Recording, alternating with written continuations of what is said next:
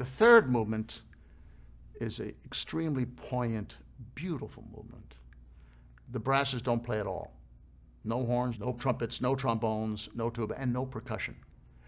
It begins in a very poignant way with the third violins playing the melody with what we would call accompaniment, harmonic accompaniment, cello, bass, and viola.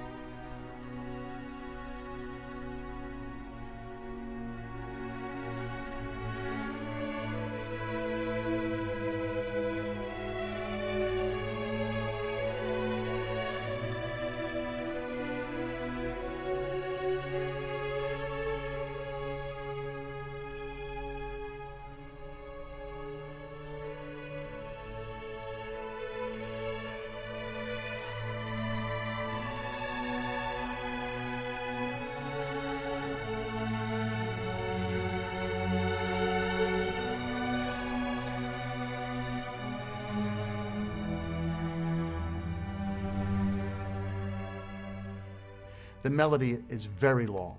You could say that it is in various sections. So the first is a very poignant moment, and then it becomes a little more aggressive. That's a second gesture in that long melody.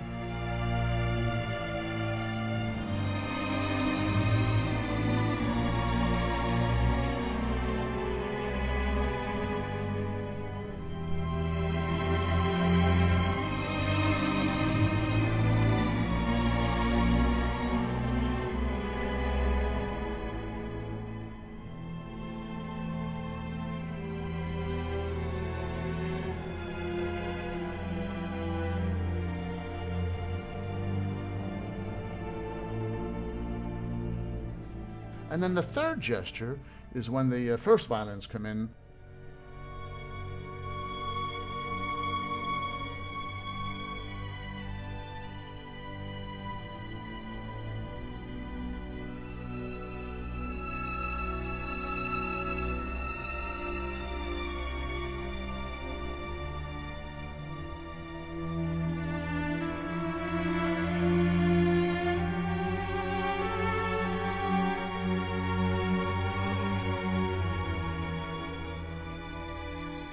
Next, the flute enters and plays the melody from the first movement, and it's accompanied by harp.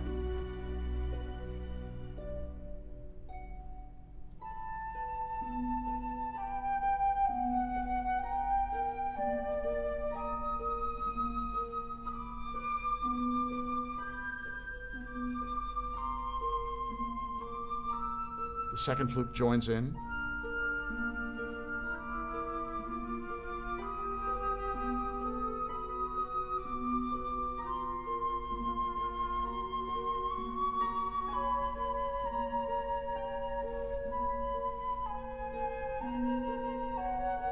Cellos join in.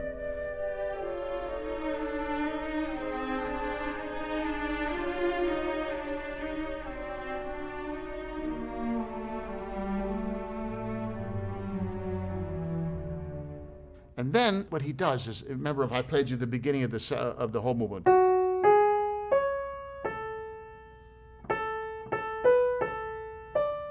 So what he does is he takes that and he makes that the whole essence of the whole next section. And he repeats it, and he repeats it louder, and it becomes a very dramatic moment leading to the first big climax of the slow movement.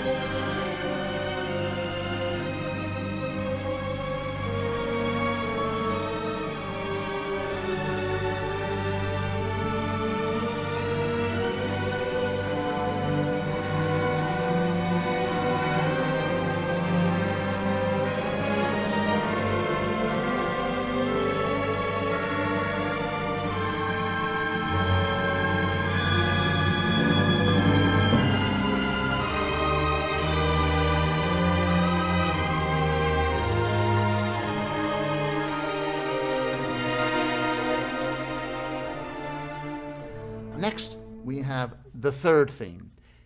This theme is played by the solo oboe. What's interesting about Shostakovich also is that he has these huge gestures, big sound, big brass, but he also writes so much of the music that ends up sounding like chamber music. So at this moment, we have the first violinist playing a very quiet tremolo where the solo oboe plays.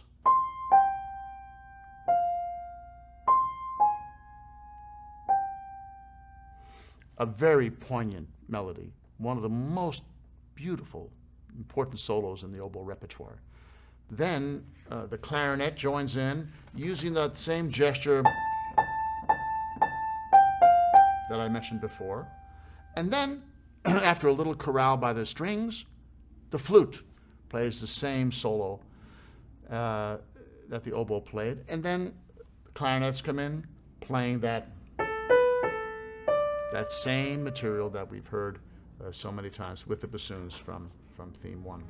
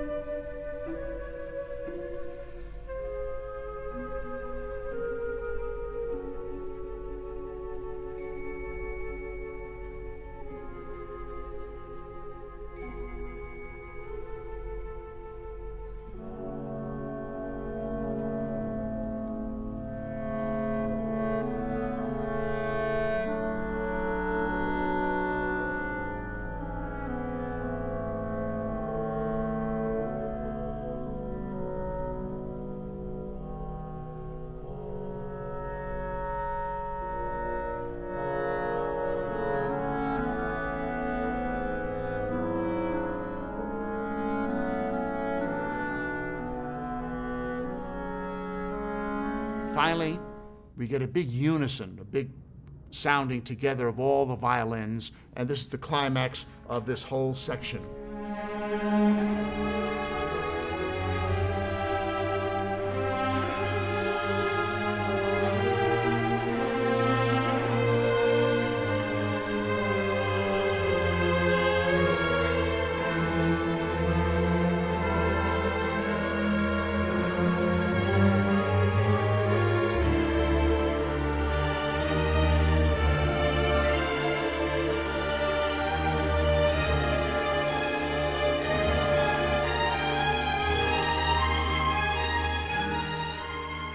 And then we have that great, that same motive that I told you would come back, played by the xylophone, cellos, first violins, upper woodwinds.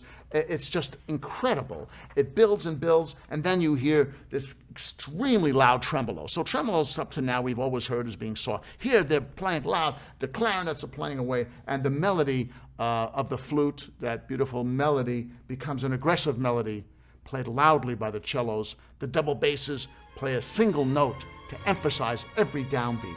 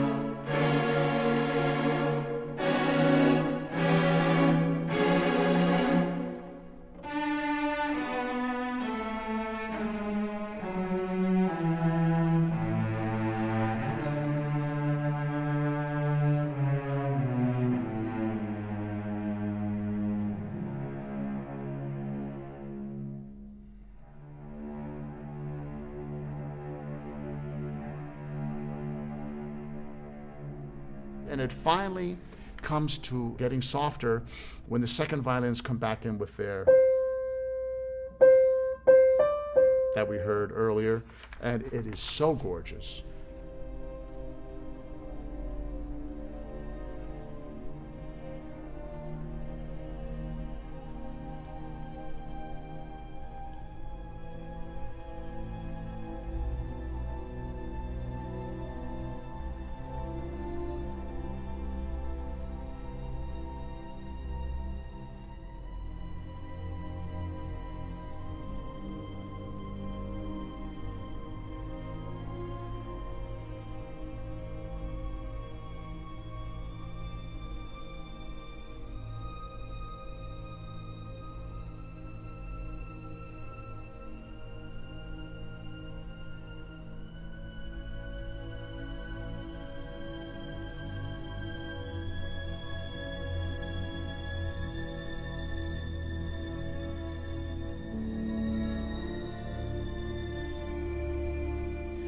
Next we have the second melody.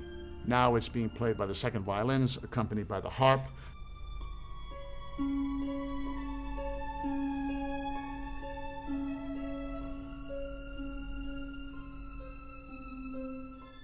Finally, the third theme is brought back. You know, the one...